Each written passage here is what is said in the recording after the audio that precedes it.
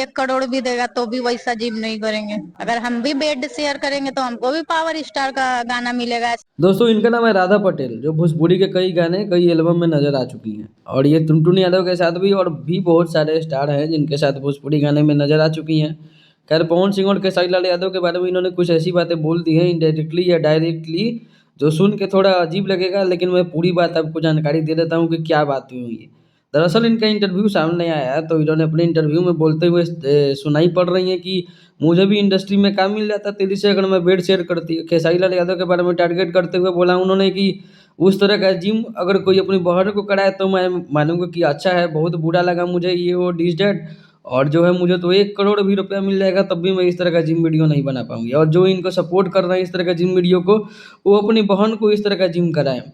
और साथ में उन्होंने जो पावर स्टार का नाम लेके जो बातें कही हैं, डायरेक्टली पावर स्टार को तो नहीं बोला है, उन्होंने भोजपुरी इंडस्ट्री के बारे में बताया कि बहुत नई नई लड़कियां आ रही हैं भोजपुरी इंडस्ट्री में जो सीधा आगे चली जा रही हैं, लेकिन अगर मैं भी बेड शेयर करती तो मुझे भी पावर स्टार के गानों में काम मिल जाता। तो खैर खेसारी लाल यादव और पवन सिंह के ऊपर साथ में यही दो दिग्गज है जो भोजपुरी में पूरा इंडस्ट्री का दारोमदार अपने कंधे पे लेके चलते हैं। इससे पहले तो खेसारी लाल यादव पर इल्ज़ाम लगाई थी काजल लखमानी भी कि जो है नई नई एक्ट्रेस का जो है वीडियो रखते हैं फ़ोन में, स्क्रीनशॉट लेके रखते हैं, फलाना ढिमकाना बहुत सारी बातें।